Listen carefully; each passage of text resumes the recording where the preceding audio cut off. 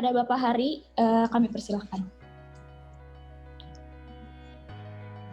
Terima kasih Dinda untuk kata pengantarnya. Selamat pagi semua Bapak Ibu sekalian, para peserta morning briefing. Selamat pagi, salam sehat, semoga semua diberikan kesehatan dan semoga pandemi segera selesai agar perekonomian Indonesia dan dunia mulai menggeliat kembali dan usaha tempat bekerja atau milik Bapak Ibu sekalian semakin tergairah dan sukses. Amin. Terima kasih. Tadi sudah ada kata pengantar bahwa siang hari ini selama kurang lebih 1 jam kita akan berbicara mengenai PSAK 73, itu mengenai sewa. Ya, ini menjadi isu yang sangat krusial mengingat bahwa PSAK 73 itu mulai diterapkan nanti Januari 2020. Oke, next slide Dinda. Nah, siang hari ini materinya lumayan banyak yang ingin SF sampaikan atau berbagi pengalaman kepada Bapak Ibu sekalian tentang PSAK 73. Yang pertama itu tentang konsep PSAK 73, lalu ada ilustrasi, lalu diskusi penerapan, implikasi perpajakan, dan contoh kertas kerja PSAK 73. Ini tentu Bapak Ibu sekalian sudah aware dengan berlakunya PSAK 73 itu akan menimbulkan perbedaan perlakuan antara akuntansi dengan perpajakan. Oleh karenanya SF Consulting sebagai konsultan itu ingin berbagi pengalaman secara free kepada Bapak Ibu sekalian. Namun mengingat waktu, ini bisa jadi nanti ada beberapa materi yang akan saya skip atau tidak saya tampilkan. Namun jangan takut Bapak Ibu sekalian, untuk materi begitu nanti Bapak Ibu sekalian dalam sesi terakhir mengisi client feedback form, itu materi secara lengkap akan dikirimkan oleh tim SF. Ini karena cuma permasalahan waktu saja yang tidak mungkin saya sampaikan untuk seluruhnya dalam waktu kurang lebih 1 jam. Nanti semua pertanyaan bisa lewat chat room disampaikan, atau juga nanti di sesi terakhir mungkin ada email SF atau email saya, nanti silahkan email secara langsung pertanyaan-pertanyaan terkait dengan PSAK 73. Tim SF akan memberikan jawaban. Itu nanti seperti itu durasinya. Mohon maaf, biasanya SF morning briefing bisa menemani sampai sekitar jam 12. Cuman kali ini saya tidak bisa berlama-lama karena kebetulan hari ini dipanggil harus menghadap Bapak Sekretaris Jenderal Kementerian Keuangan. Oke, untuk next slide kita langsung masuk ke konsep PSAK 73 tentang sewa. Ya. Ini seperti sudah saya singgung pada bagian pembukaan, efektif berlaku itu 1 Januari 2020, ya. Ini sudah boleh diterapkan.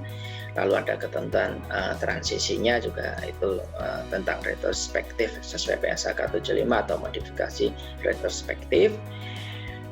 Lalu terkait dengan PPA kaitannya dengan perpajakan, ya, itu sebenarnya tidak ada ketentuan baru dalam perpajakan terkait PSAK 73 minimal sampai dengan hari ini, ya. Sehingga pada dasarnya perpajakan akan mengikuti ketentuan pajak yang ada yang masih berlaku sampai hingga hari ini, dan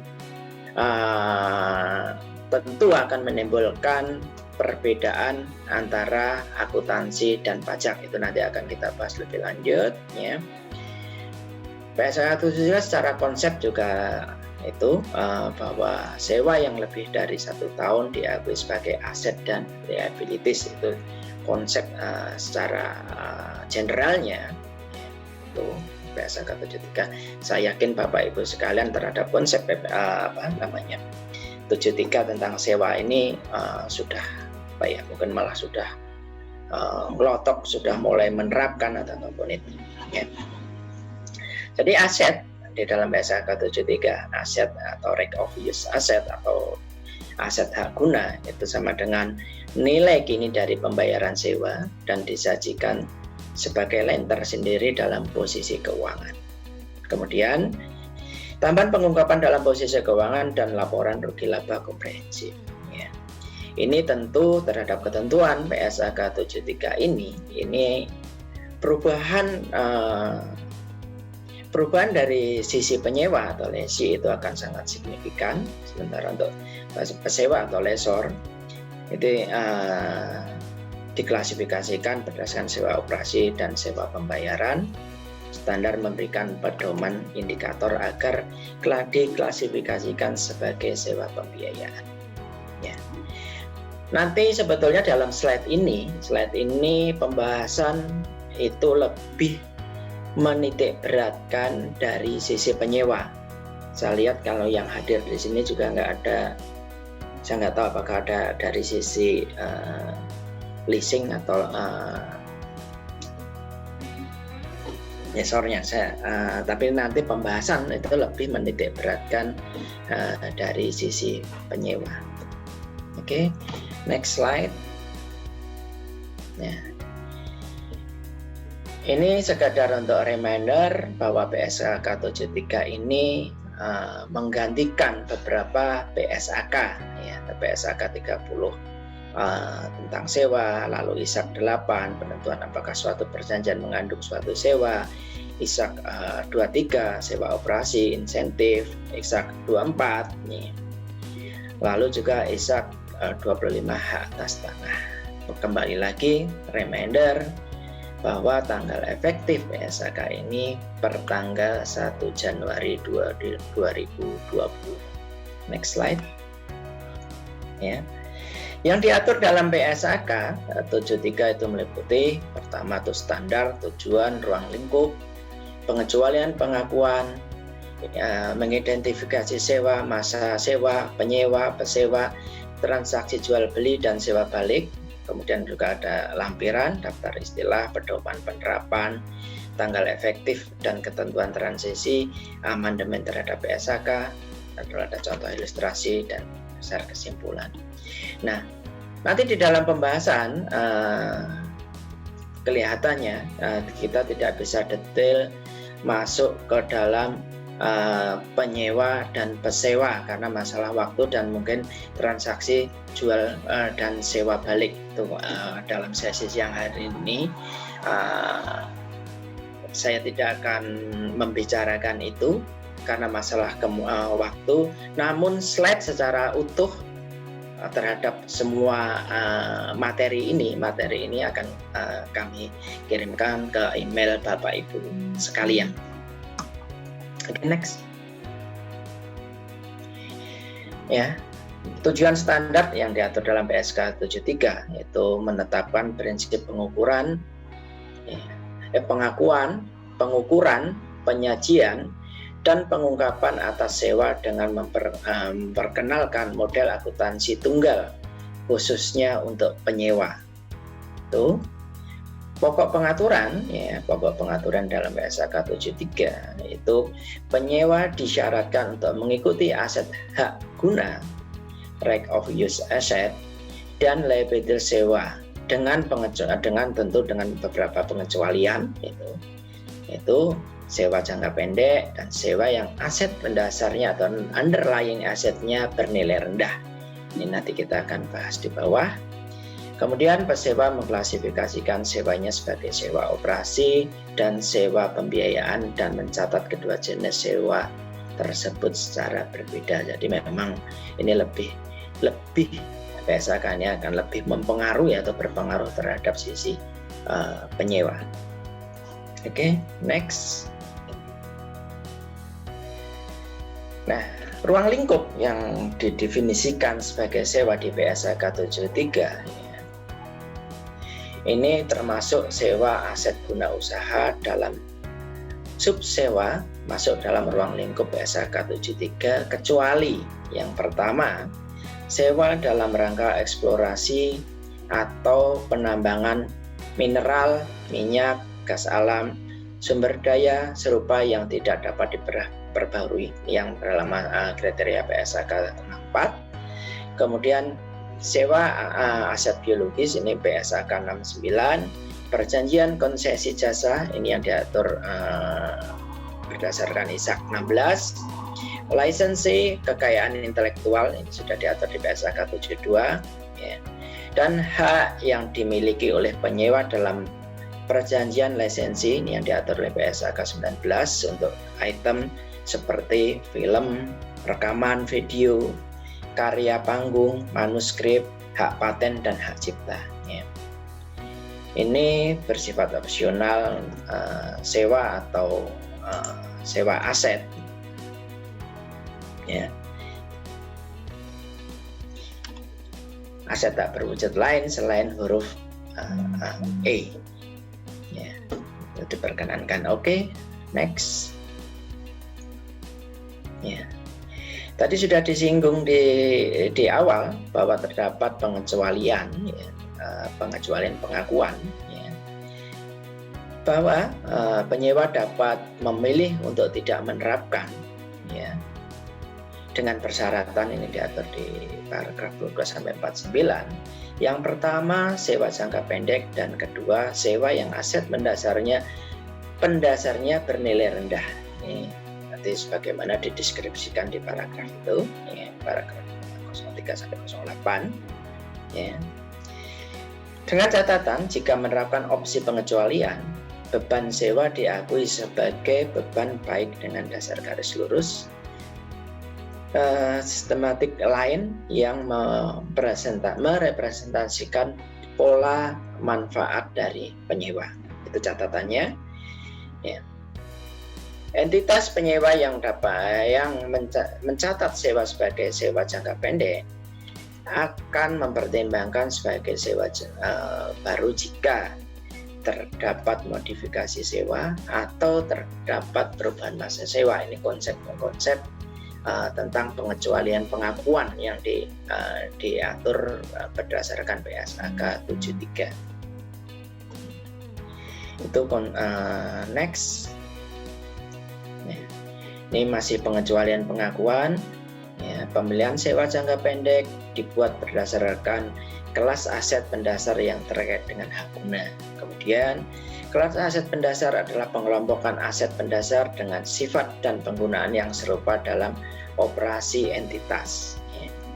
Kemudian pemilihan untuk sewa yang aset pendasaran bernilai rendah dapat dilakukan atas dasar sewa per sewa. Ini beberapa konsep pengaturan tentang pengecualian pengakuan. Oke, next. Ya. Ini pengecualian sewanya. Kalau tadi pedoman untuk aplikasinya, pertama sewa jangka pendek itu kurang dari atau sama dengan 12 bulan dan tidak mengandung opsi beli. Ini kriterianya diatur lebih lanjut. Pengecualian sewanya, sewa aset bernilai rendah, aset pendasar tidak memiliki ketergantungan atau interrelasi dengan aset lain, jadi harus berdiri sendiri, rendah secara absolut, ini kalau di FRS itu 5.000 US, tanpa memperhatikan materialitas. Ketika aset baru bernilai material, maka penilaian dari aset baru. Jika aset disubsewakan, maka tidak memenuhi kriteria aset bernilai rendah. Misal contoh laptop, HP, furniture. Ini akan dibahas lebih detail nanti mungkin di contoh-contoh aplikasi di slide berikutnya. Ya, ini kita sedang membicarakan tentang konsep-konsep dari PSAK 73 terlebih dahulu. Kemudian untuk identifikasi sewa, ya, suatu kontrak merupakan atau mengandung sewa jika kontrak tersebut memberikan hak untuk mengendalikan penggunaan aset identifikasian selama jangka waktu untuk dipertukarkan dengan imbalan. Jadi apakah sebuah kontrak itu ada unsur sewanya atau malah sebetulnya merupakan kontrak sewa, ya, itu jika kontrak tersebut memberikan hak untuk mengendalikan penggunaan aset, ya, selama jangka waktu tertentu dan dipertukarkan dengan sejumlah imbalan. Jangka waktu di sini ini dapat dideskripsikan sebagai jumlah penggunaan aset, misal unit produksi. Lalu entitas menilai kembali kontrak jika syarat dan ketentuan kontrak berubah. Jadi misal awal sudah kita lakukan identifikasi apakah sebuah kontrak itu memenuhi unsur sewa atau tidak. Tapi kalau ada perubahan kontrak, maka harus dinilai kembali atau harus diidentifikasi kembali apakah sewa akhirnya sudah berubah menjadi jasa, ya. Ini harus diidentifikasi ulang apabila terdapat perubahan klausul-klausul pada kontrak. Itu next, ya. Ini mengidentifikasi sewa. Aset identifikasian ditetapkan secara eksplisit dan secara implisit.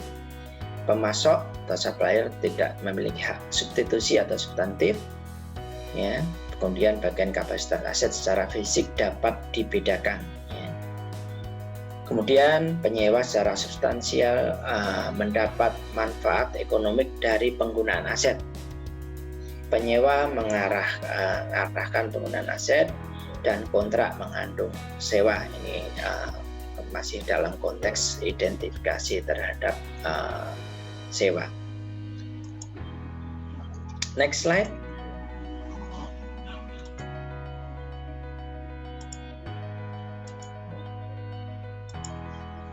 Ya.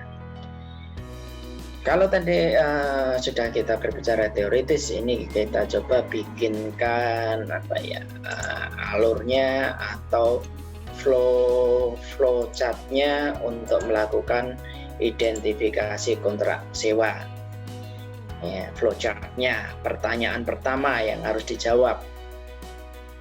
Nah, terhadap sebuah kontrak, apakah terdapat aset identifikasian, ya? Apabila tidak, sudah pasti itu tidak dalam kontrak yang mengandung sewa yang ditentukan berdasarkan PSAK 73.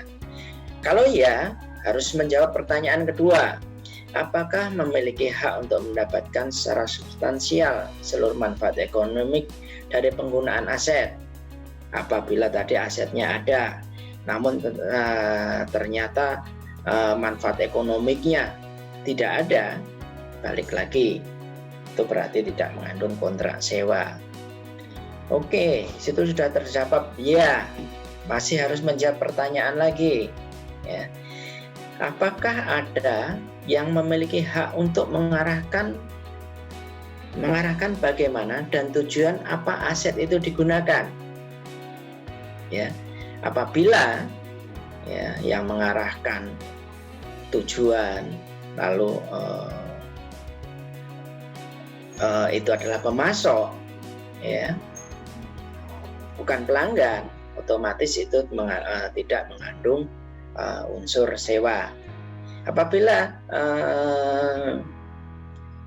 ada, jawabannya ya, ke bawah lagi harus menjawab apakah pelanggan memiliki hak untuk mengoperasikan aset, ya, dan pemasok tidak memiliki hak untuk mengubah instruksi tersebut. Ini jawabannya kalau di atas ya, normalnya pertanyaan ini akan memberi jawaban biasanya ya. Tapi apabila jawabannya tidak, ya, ada pertanyaan lebih lanjut, apakah pelanggan mendesain aset dengan sebelumnya menetapkan bagaimana aset digunakan, ya. Apabila tidak, itu yang tidak mengandung kontrak sewa, tidak mengandung sewa. Apabila jawabannya ya, maka itu kontrak sewa yang dimaksud oleh PSAK 73. Ini konsep-konsep yang diatur, yang melandasi PSAK 73 atau yang sewa yang akan diterapkan atau diatur berdasarkan PSAK 73. Jadi memang harus diidentifikasi apakah kontrak sewa itu ikut tunduk atau termasuk dalam kriteria PSAK 73 atau tidak. Itu harus dilakukan identifikasi awal terlebih dahulu. Oke, next slide.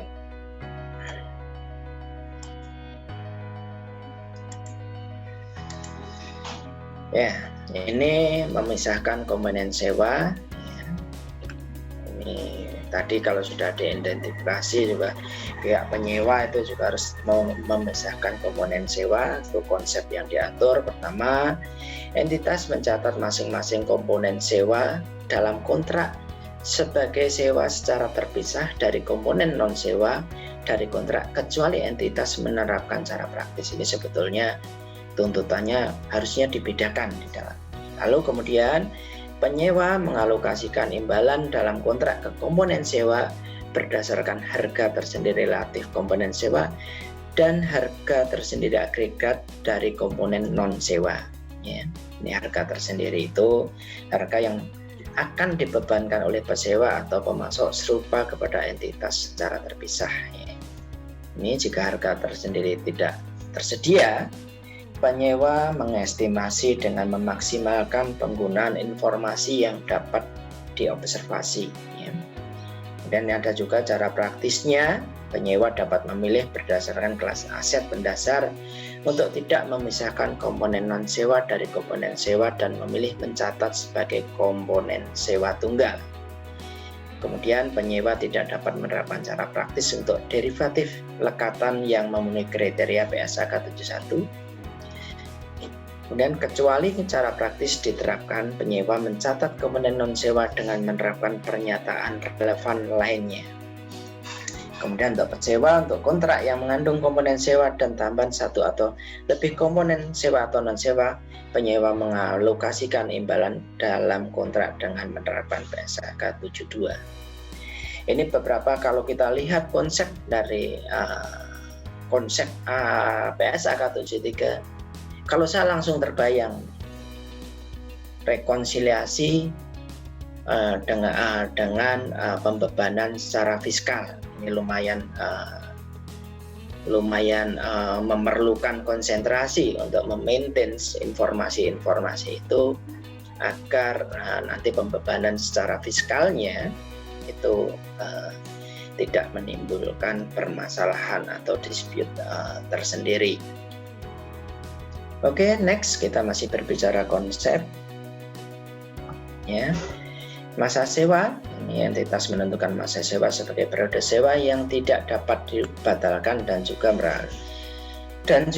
periode yang dicakup oleh opsi untuk memperpanjang sewa jika penyewa cukup pasti untuk mengeksekusi opsi tersebut periodenya. Kemudian periode yang dicakup oleh opsi untuk memperhatikan sewa jika penyewa pasti untuk tidak mengeksekusi opsi tersebut.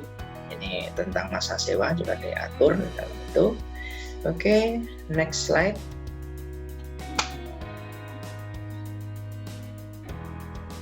Ya. Sewa tidak dapat dipaksakan ketika penyewa dan pesewa masing-masing memiliki hak untuk menghentikan sewa tanpa izin dari pihak lain dengan denda yang tidak signifikan. Ya. Jika hanya penyewa memiliki hak untuk menghentikan sewa, maka hak tersebut dipertimbangkan sebagai opsi untuk menghentikan sewa yang tersedia untuk dipertimbangkan ketika menentukan masa sewa. Masih terkait dengan perlakuan PSAK 73. Kemudian juga diatur bahwa jika hanya pesewa yang memiliki hak untuk menghentikan sewa, maka periode sewa meliputi periode yang tercakup oleh opsi untuk menghentikan sewa tersebut. Masa sewa dimulai pada tanggal permulaan dan meliputi periode sewa cuma-cuma yang diberikan pesewa kepada penyewa. Ini juga nanti tentu akan sangat berpengaruh dengan pembebanan fiskal tentang penentuan masa sewa berdasarkan PSAK 73 dengan nanti tentang masa manfaat sewa yang diatur berdasarkan peraturan perpajakan.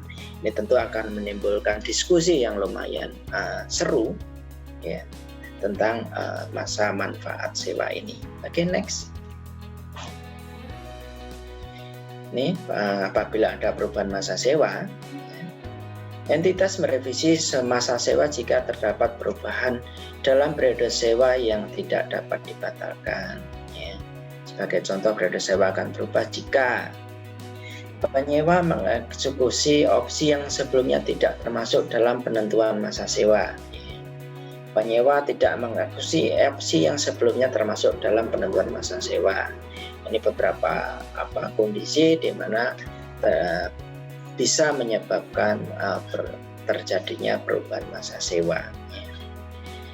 Juga nanti misal ternyata ada suatu peristiwa yang terjadi secara kontraktual membatasi penyewa untuk mengeksekusi opsi yang sebelumnya termasuk dalam penentuan untuk menentukan masa sewa. Demikian, next. Penilaian kembali masa sewa. Ini penyewa menilai kembali apakah cukup pasti untuk mengeksekusi opsi perpanjangan atau untuk tidak mengeksekusi penghentian pada saat terjadinya peristiwa signifikan atau perubahan signifikan dalam kondisi yang berada dalam pengendalian penyewa, dan mempengaruhi apakah penyewa cukup pasti untuk mengeksekusi opsi sebelumnya tidak termasuk dalam penentuan masa sewa atau untuk tidak mengeksekusi opsi yang sebelumnya termasuk dalam penentuan masa sewa. Ini harus dilakukan penilaian kembali masa sewa. Next. Ya, tadi tentang konsep-konsep ya. Konsep yang diatur di dalam PSAK 73. Ya, PSAK 73 tentang sewa, bagaimana melakukan identifikasi kontrak apakah mengandung unsur sewa atau tidak, itu lumayan rigid diatur dan memerlukan penelaahan lebih lanjut terhadap kontrak-kontrak yang mungkin Bapak Ibu lakukan dengan pihak leasing atau pihak manapun. Oke, tadi itu tentang konsep PSAK yang diatur dalam PSAK 73. Sebetulnya kalau mengikuti mengikuti standar atau yang diatur dalam PSAK 73, ini seharusnya sudah masuk dalam bagaimana akuntansi penerapan di pesewa dan bagaimana penerapan di penyewa. Cuman itu lumayan banyak banget kalau kita mau sampaikan satu persatu ya. Slide-nya mungkin sekitar 40 slide, itu lengkap ada di sana, nanti yang tadi akan kita bagikan ke Bapak Ibu sekalian. Nanti silahkan untuk dipelajari, kalau ada pertanyaan silahkan untuk berkirim email kepada tim SF. Kita langsung melangkah kepada langkah penerapan PSAK 73 ya. Tadi kalau sudah konsep PSAK 73 saya agak lewatin, itu tentang konsep dari sisi penyewa dan konsep dari sisi pesewanya, itu saya akan lengkapi dulu nanti kalau. Kemudian langkah penerapan PSAK 73 ya. Ini langkah pertama, tentukan pilihan transisi yang akan dilakukan ya. Ini retroaktif sesuai PSAK 75 dengan penyelesaian kembali laporan keuangan periode sebelumnya ya. Atau mau melakukan modifikasi retroaktif, saldo laba, bunga menggunakan bunga penerapan awal. Tidak ada penyajian kembali periode sebelumnya, dampak perubahan yang terjadi di nilai saldo diakui dalam saldo laba. Kemudian juga bisa dilakukan modifikasi, menghitung kontrak tersisa, bunga menggunakan bunga pada penerapan awal, tidak ada dampak pada saldo laba tentunya. Ya. Tentukan kriteria pengecualian jangka waktu 1 tahun, yaitu sewa $5.000. Tentukan bunga yang digunakan, bunga implisit yaitu untuk sewa pembiayaan atau bunga inkremental. Ya. Tentukan dampak pajak tangguhan jika menggunakan transisi 1 dan 2. Ini langkah penerapan PSAK 73. Nanti ini contoh kertas kerjanya ada. Nah, sebenarnya di bagian paling akhir itu contoh kertas kerja penerapan PSAK 73. Kita berikan juga sampel, pasti nggak mungkin dibahas dalam kesempatan siang hari ini. Oke, next slide.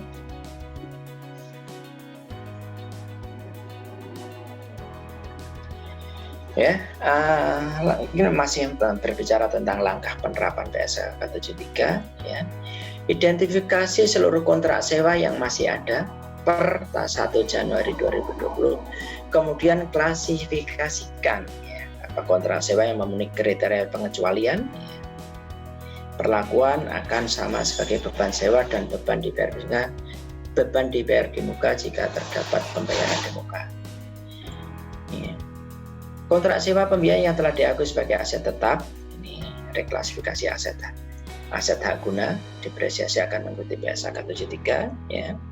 Kontrak sewa yang telah dibayar di muka dan memenuhi PSAK 73 direklasifikasi menjadi aset hak guna dan selanjutnya akan didepresiasikan. Lalu klasifikasinya juga kontrak sewa yang memenuhi kriteria PSAK 73.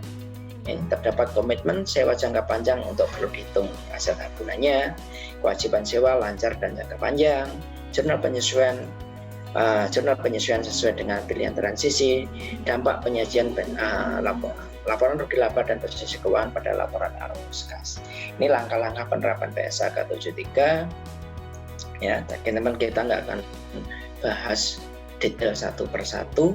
Silakan nanti Bapak Ibu bisa pelajari di dalam contoh kertas kerja. Oke, next. Ini setelah melakukan klasifikasi, ya, ini penerapannya pastikan penyajian dalam laporan keuangan. Ya, ini laporan posisi keuangan seperti apa, lalu laporan rugi laba, laporan perubahan ekuitas, laporan arus kas, dan pastikan pengungkapan cukup. Ini tentu lebih tentu KAP atau kantor akuntan publik tentu aware aware tentang penerapan PSAK 73 ini. Namun mungkin Bapak Ibu sekalian sebagai internal itu kalau mempunyai pemahaman bahwa langkah-langkah penerapan PSAK 73 tentu akan lebih baik. Oke, next. Ya, ini contoh identifikasi sewa, ya. Contoh identifikasi sewa, PT Mawar, ini pelanggan, menyepakati kontrak selama 10 tahun dengan perusahaan telekomunikasi sebagai pemasok untuk menggunakan 2 fiber optik yang secara fisik dapat dibedakan dalam suatu kabel yang lebih besar yang menghubungkan Jakarta dan Surabaya. Ya. Pelanggan membuat keputusan penggunaan fiber dengan menyambungkan masing-masing ujung fiber ke peralatan elektronik. Pelanggan dapat menyalakan dan memutuskan data apa, jumlah data yang akan diangkut oleh fiber optik tersebut. Jika fiber tersebut rusak, maka pemasok bertanggung jawab atas perbaikan dan pemeliharaannya. Pemasok memiliki fiber ekstra untuk mensubstitusi fiber ekstra. Namun kabel ekstra tersebut hanya digunakan saat dilakukan perbaikan dan pemeliharaan. Nah, ini berdasarkan identifikasi, seolah-olah kita sudah terapkan tuh konsep-konsep PSAK 73. Langsung kesimpulannya, kita nggak usah praktek satu persatu.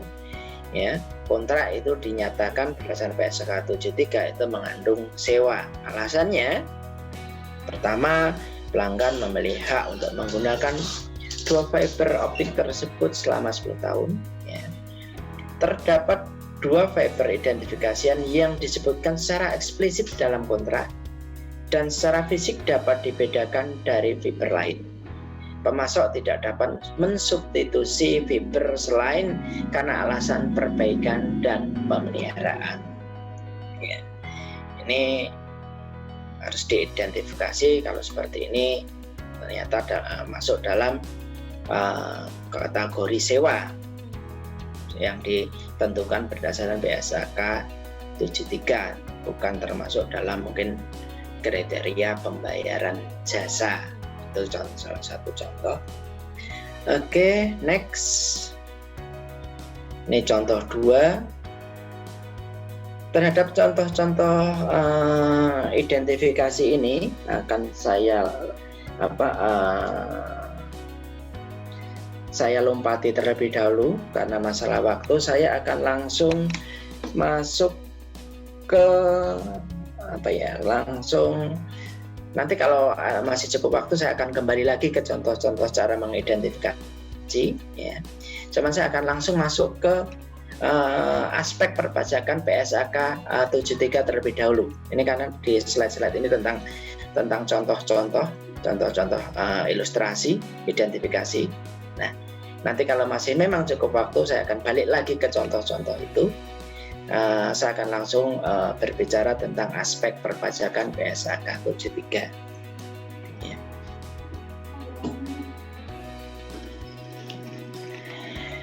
Kalau kita berbicara perpajakan, tentu Bapak Ibu sekalian saya yakin sudah maklum dan sudah sangat mengetahui bahwa pada prinsipnya perpajakan tidak pernah mempunyai pengaturan bagaimana wajib pajak harus melakukan pembukuan atau menyelenggarakan pembukuan. Yang diatur oleh perpajakan itu sangat general tentang pembukuan. Ya, itu seperti diatur di dalam pasal 28 ayat 1, ayat 3 dan ayat 7 KUP. Ya. Ini intinya kalau ayat 1 ayat 3 itu bahwa wajib pajak badan di Indonesia wajib menyelenggarakan pembukuan dengan memperhatikan etika baik dan mencerminkan keadaan atau kegiatan usaha yang sebenarnya. Pembukuan tersebut sekurang-kurangnya terdiri atas catatan harta, kewajiban, modal, penghasilan, dan biaya, serta penjualan dan pembelian. Itu general banget. Yang penting mempunyai etikat baik, ya, mencerminkan kegiatan atau keadaan yang sebenarnya, itu cuma diatur seperti itu. Kemudian ditegaskan di ayat 7-nya, pasal 28 ayat 7, bahwa pembukuan harus diselenggarakan dengan cara atau sistem yang lazim dipakai di Indonesia, misalnya berdasarkan standar akuntansi keuangan, kecuali peraturan perundang-undangan perpajakan menentukan lain. Sekarang pertanyaannya, bagaimana dengan aset sewa guna usaha? Apakah perpajakan mempunyai pengaturan tersendiri?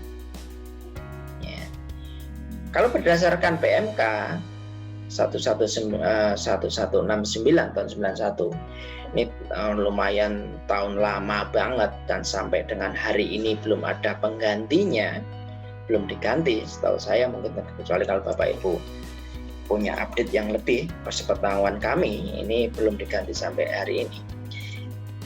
Di sana di pasal 13 itu diatur bahwa ya, akuntansi transaksi sewa guna usaha dilaksanakan sesuai dengan standar akuntansi di bidang sewa guna usaha di Indonesia. Ya. Di sini jelas, BSAK 73 hampir semua sewa itu dikategorikan sebagai sewa guna usaha, dan sewa guna usaha berdasarkan ketentuan perpajakan mengikuti standar akuntansi di bidang sewa guna usaha. Ini agak tentu dari parameter umum ini, kalau saya langsung sudah terbayang terdapat perbedaan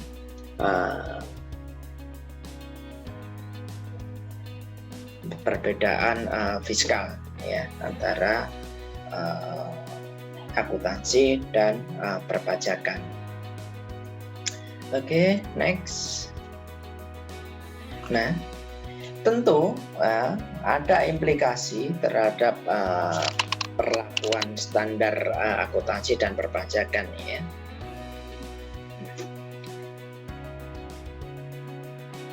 Karena pada implikasinya yang pertama, standar akuntansi kalau kita lihat tadi BSAK 73 itu hanya berkonsentrasi pada pengaturan tentang pelaporan keuangan ya. Tidak secara spesifik ya, digunakan untuk tujuan pelaporan pajak. Itu yang harus kita pahami terlebih dahulu. Jadi pada waktu Bapak Ibu sekalian di dalam perusahaan menerapkan PSAK 73, itu memang ya belum berpikir tentang perlakuan perpajakannya, karena memang PSAK 73 itu tidak spesifik digunakan untuk tujuan pelaporan pajak. Dia lebih kepada pelaporan keuangan.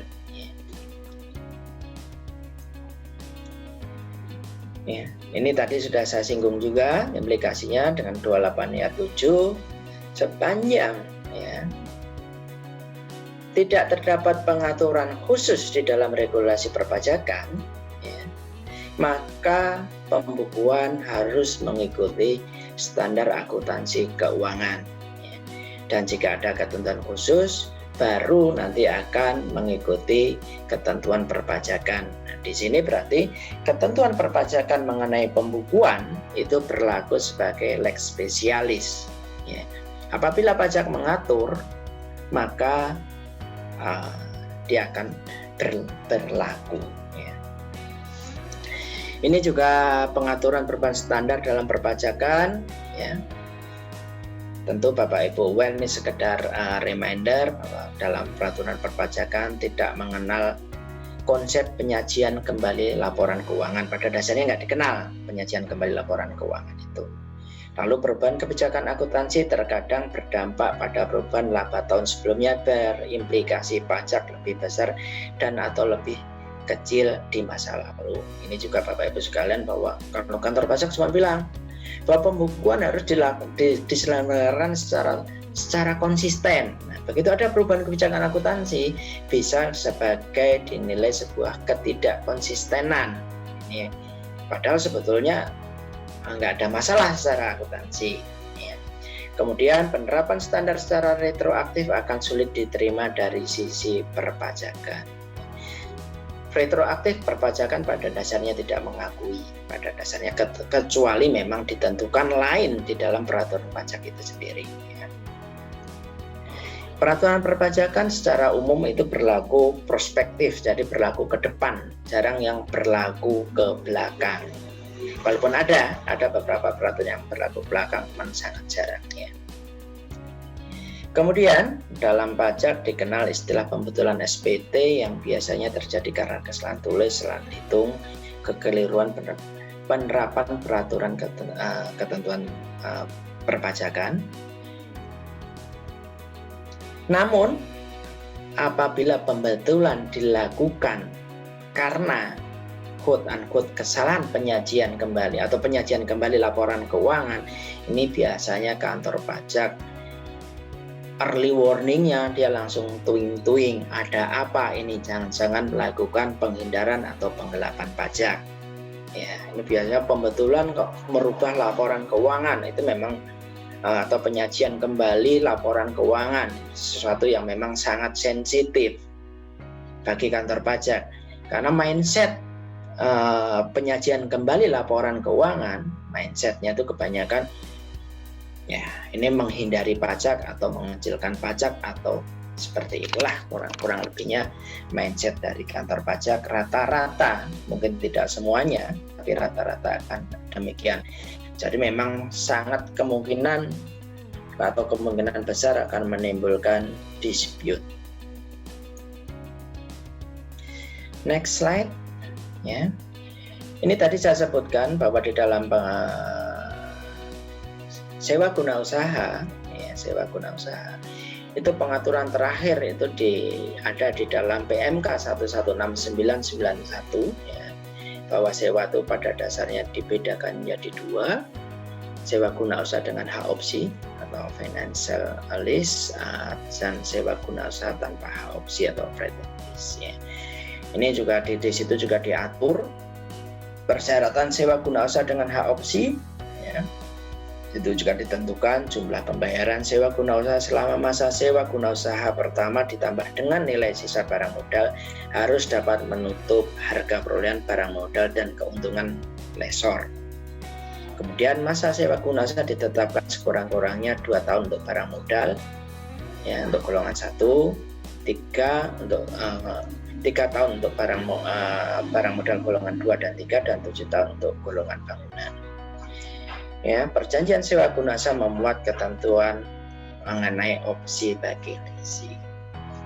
Kemudian juga kalau tanpa hak opsi, jumlah pembayaran harus memenuhi persyaratan nih. Jumlah pembayaran sewa guna usaha selama masa sewa guna usaha pertama tidak dapat menutupi harga perolehan barang modal yang disewa guna usahakan ditambah keuntungan yang diperhitungkan oleh lessor. Perjanjian sewa guna usaha tidak memuat ketentuan mengenai hak opsi. Ini konsep sewa guna usaha yang diatur di dalam perpajakan. Jadi Bapak Ibu sekalian seharusnya sudah langsung terbayang nih bagaimana konsep tentang sewa yang diatur di PSAK 73 dan konsep sewa atau sewa guna usaha yang diakui atau diatur di dalam perpajakan. Dan tadi sudah saya sampaikan bahwa apabila pajak mengatur secara tersendiri, maka secara perpajakan pembebanannya itu harus mengikuti ketentuan perpajakan karena dianggap sebagai lex spesialisnya. Itu. Jadi di sini sudah terlihat banget perbedaan konsep sewa guna usaha yang diatur oleh PSAK 73 dan perpajakan. Ya, jadi memang sangat luar biasa perbedaannya. Oke, next slide. Nah, ini coba saya summary-kan ya, perlakuan perpajakannya. Ya. Nih, bagaimana kalau sewa guna usaha dengan hak opsi, sewa guna usaha tanpa hak opsi perpajakannya. Dengan hak opsi, sebagian dari pembayaran sewa guna usaha dengan hak opsi yang berupa imbalan jasa sewa guna usaha. Imbalan jasa sewa guna usaha adalah bagian dari pembayaran SGU yang diperhitungkan sebagai pendapatan eksklusif lessor. Kalau tanpa hak opsi, seluruh pembayaran sewa guna usaha tanpa hak opsi yang diterima oleh atau diperoleh lessor. Ini objek PPh-nya. Ya. Kemudian penyusutan ini yang akan sangat berbeda dengan PSAK 73, di mana sewa dengan hak opsi, ya, lessor tidak boleh menyusutkan barang modal. Lesi tidak boleh melakukan penyusutan atau barang modal yang disewa guna usaha sampai saat lesi menggunakan hak opsi untuk membeli. Setelah lesi menggunakan hak opsi untuk membeli barang modal tersebut, lesi melakukan penyusutan dan dasar penyusutan adalah nilai sisa atau residual value barang modal yang bersangkutan. Sementara kalau tanpa hak opsi, lessor membebankan biaya penyusutan atas barang modal. Ya, pembayaran sewa guna usaha kalau dengan hak opsi merupakan biaya yang dapat dikurangkan kecuali pembebanan atas tanah. Ya. Sementara dengan tanpa hak opsi merupakan biaya yang dapat dikurangkan. PP pasal 23 tidak ada yang dengan hak opsi, yang tanpa hak opsi ada dipotong PP pasal 23. Ini juga masalah objek PPN-nya akan berbeda. Nah, dari sini tentu nanti akan terdapat kemungkinan besar bisa jadi dispute, mengingat di dalam PSAK 73 itu akan selalu mencatat aset sewa guna usaha, sementara di perpajakan terhadap penyusutannya, dan nanti mungkin saya kebayang akan timbul dispute saat pemotongan PPh pasal 23-nya kapan.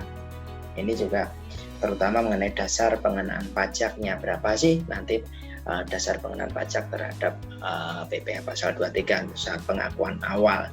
Ini juga tentu akan menimbulkan sebuah diskusi yang menarik, atau bahkan akan tidak mungkin ada kemungkinan besar terdapat sengketa dengan otoritas perpajakan. Oke, next slide. Nah, ini dampak pajak penerapan PSAK 73 ini untuk entitas penyewa. Ya. Pajak memiliki tentuan khusus sewa dengan membedakan sewa opsi dan sewa tanpa opsi. Ini tadi yang sudah saya sebutkan. Ya. Lalu ketentuan pajak, objek sewa, tanah dan bangunan, pajak final diatur dengan PP tersendiri. Ya. Ini juga klasifikasi sewa sebagai sewa dengan opsi, sewa pembiayaan, dan sewa tanpa opsi. Ini ketentuan pajak mengatur seperti itu. Ya. Penyewa menurut akuntansi tidak lagi memisahkan dua kategori tersebut. Untuk penyewa, pengecualian hanya diberikan sewa jangka pendek dan sewa dengan aset pendasar rendah. Ya, ini balik lagi, konsep-konsep ini dampak perpajakannya lumayan, nanti harus membuat kertas kerja ya. Untuk sewa dengan hak opsi, secara substansi sudah sama, namun secara akuntansi asetnya diakui sebagai aset hak guna, bukan aset tetap. Aset hak guna akan didepresiasikan. Kemudian untuk sewa tanpa opsi, berubah yang sebelumnya diakui sebagai beban sewa akan berubah menjadi beban depresiasi aset hak guna dan beban bunga. Ya. Ekualisasi tentu ini akan berdampak, tadi sudah saya singgung. Tentu konsep perbedaan konsep antara PSAK 73 dan perpajakan ini akan menimbulkan sedikit keruwetan untuk ekualisasi PP pasal 23 dan PPN sewa. Ya. Karena beban depresiasi dan beban bunga tidak sama persis dengan nilai sewa yang dibayarkan, kecuali untuk sewa yang dibayar tunai di depan, yang tadi lumayan membutuhkan perhatian Bapak Ibu terhadap dampak penerapan PSAK 73. Ya, next. Ini masih untuk ini untuk penyewa. Tadi sudah saya singgung bahwa ketentuan pajak, objek sewa itu untuk sewa tanah bangunan itu tunduk pada PPh final. Klasifikasi sewa tidak dikenal lagi, ya. Tidak. Mohon maaf, ini kayaknya pengulangan ini. Next slide. Nah, ini PSAK 73. Perbedaan ketentuan, ini summary-nya ya. Sewa meliputi seluruh jasa. Pajak itu sewa itu meliputi seluruh jenis jasa terkait sewa, misal untuk tanah dan bangunan. Akuntansi pemisahan komponen sewa dan non sewa pajak tidak mengenal. Ya. Perbedaan ini akan berdampak pada nilai sewa menurut pajak dan akan berbeda dengan dasar pencatatan aset hak guna menurut akuntansi. Ini tadi yang sudah saya singgung, dasar pengenaan pajak untuk pengenaan PPh pasal 23 akan timbul permasalahan tersendiri kalau menurut pendapat saya. Next slide. Ya, ini masih summary perlakuan pajak umum atas sewa, pemberi sewa, ini penyewa, perlakuan pajak. Ini kalau saya coba sampaikan akuntansi versus pajak, ya. Kalau secara umum pemberi sewa itu pendapatan dan pembayaran dikurangi pokok nilai sewa, tidak terdapat depresiasi kecuali penyewa tidak menggunakan opsi. Ya, ini secara general saja. Kemudian kalau penyewa tidak dapat melakukan depresiasi kecuali hak opsi telah digunakan. Kalau perlakuan perpajakannya, ini summary-nya tadi, sifat lex specialis atas akuntansi. Ketentuan perpajakan mempunyai sifat lex specialis. Ya. Otomatis karena ada perbedaan, ya, pemberi sewa dan penyewa harus melakukan penyesuaian fiskal pada SPT tahunan PPh badan. Ini yang harus Bapak Ibu cermati saat melakukan penyesuaian fiskal pada SPT tahunan PPh badan. Mengingat tadi konsep sewa antara pajak dan akuntansi sudah sangat-sangat berbeda, demikian pula terhadap nilai atau mungkin nanti dasar pengenaan PPh pasal 23 atau mungkin pengenaan PPN-nya. Ya. Ini juga ada kalau disampaikan sewa guna usaha akuntansi hak atas kendali. Yang pertama, resiko dan manfaat ekonomi signifikan jangka waktu lebih dari 12 bulan bernilai tinggi. Sementara kalau pajak sewa guna usaha itu harus dengan Pertama, lembaga atau yang mempunyai izin dari Kementerian Keuangan, nilai sewa setara nilai perolehan, ya. Hak opsi pembelian sesuai masa sewa minimum. Ya, kalau saya tambah hak opsi, non perusahaan leasing, sewa lintas negara, nilai sewa tidak setara dengan nilai perolehan, tidak ada hak opsi melakukan pembelian, tidak sesuai masa sewa minimum. Ya. Balik lagi, kalau dari sini nanti akan timbul cerita lagi nih. Akuntansi masuk dalam kriteria sewa guna usaha. Bagaimana apabila ternyata pesewanya atau lesornya itu tidak mempunyai dengan izin Kemenkyu? Nah, ini tentu akan mempunyai perlakuan fiskal yang berbeda, karena di dalam sewa guna usaha yang diakui secara perpajakan hanya terhadap lembaga yang memperoleh izin dari Kementerian Keuangan. Nah, tadi berarti satu sisi waktu melakukan rekonsiliasi sewa antara komersial dan fiskal, yang harus dilihat apakah pihak pesewanya atau lesornya itu mempunyai izin dari Kementerian Keuangan atau tidak. Ya, itu. Karena kalau tidak mempunyai izin, berarti sebetulnya apa yang dilakukan identifikasi dari awal itu menjadi gugur. Oke, next slide. Nah, ini persis 1 jam, ya. Mohon maaf tadi sudah saya sampaikan di awal. Sebetulnya ada 1 slide lagi tentang kertas kerja ini. Dinda, kamu bisa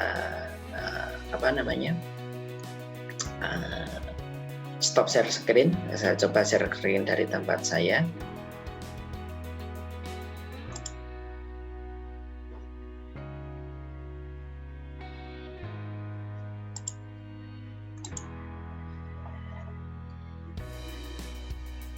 Nah, ini secara simpel nanti sudah ada contoh kertas kerja bagaimana melakukan identifikasi dan nanti melakukan